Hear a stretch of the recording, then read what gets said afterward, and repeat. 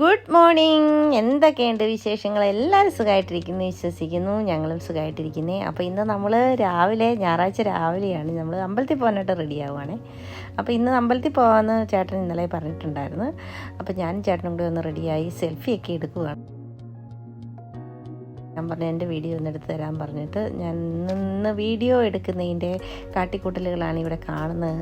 അപ്പം കസേരയൊക്കെ അങ്ങോട്ട് മാറ്റിയിട്ടു നിന്നു നോക്കി ഒന്ന് പറഞ്ഞൊക്കെ തരുന്നുണ്ട്.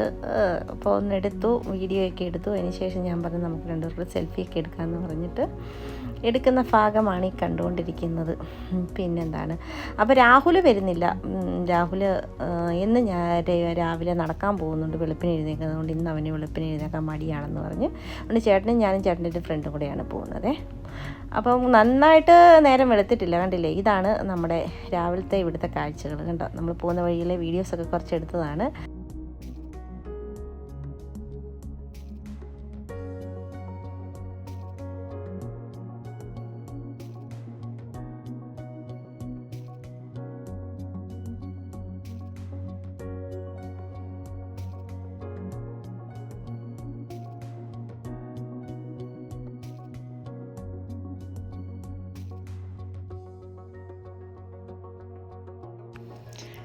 പിന്നെ അതേണ്ടേ ബുർജ് ഖലീഫയുടെ അവിടെ കാണുന്ന കണ്ടപ്പോഴത്തേന് ഞാനൊന്ന് വീഡിയോ എടുത്ത് നോക്കിയതാണ്. കറക്റ്റ് കാണാൻ പറ്റുന്നുണ്ടെന്ന് അറിയത്തില്ല, സൂം ചെയ്തൊക്കെ എടുത്തിട്ട് ഇത്രയൊക്കെ ഒപ്പിച്ചെടുക്കാൻ പറ്റുള്ളൂ.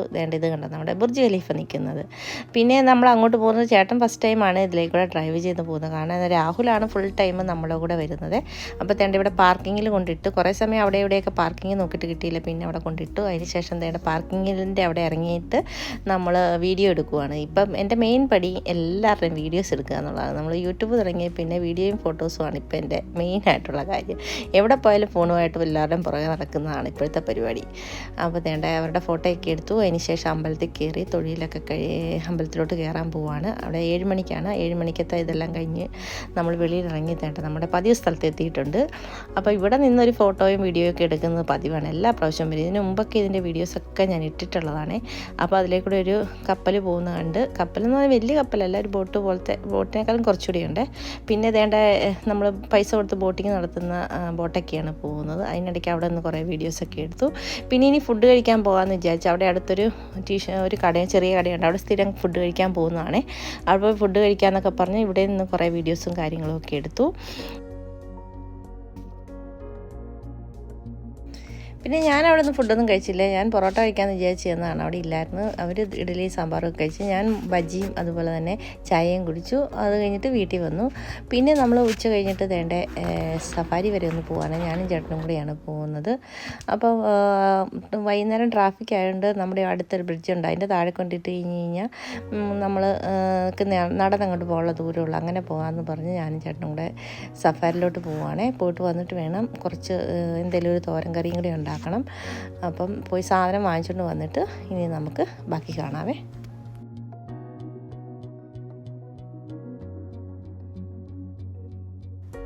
അപ്പം നമ്മളിന്ന് കാത്തോരൻ വെക്കാമെന്ന് വിചാരിച്ച്. ഏത്തക്കായ്ക്ക് വിലക്കുറവുണ്ടായിരുന്നു, ഞാൻ വാങ്ങിച്ചുകൊണ്ട് വന്നതാണേ. അപ്പോൾ അതൊന്ന് 2 എടുത്ത് നിന്ന് തോരൻ വെക്കാമെന്ന് വിചാരിച്ച്. അതാകുമ്പോഴത്തേന് രാവിലത്തേനും കൂടി ആവുമല്ലോ എന്ന് വിചാരിച്ചിട്ടാണ്. രാവിലെ ഇനി തോരൻ കറി ഒന്നും ഉണ്ടാക്കണമല്ലോ, അത് നാളെ പൊതിക്കും കൂടി എടുക്കാമല്ലോ എന്ന് വിചാരിച്ചിട്ട് ഉണ്ടാക്കുവാണേ.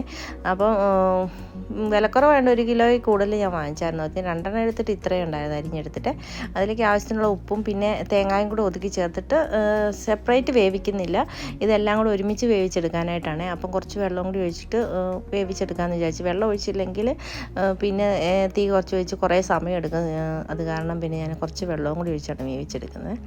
അപ്പോൾ തേങ്ങയും ജീരകവും പച്ചമുളകും വെളുത്തുള്ളിയും കൂടി അരച്ചിട്ടാണ് നമ്മൾ ഈ അരപ്പിലേക്ക് ഈ കായിലേക്ക് ഒഴിച്ചു കൊടുത്തിരിക്കുന്നത്.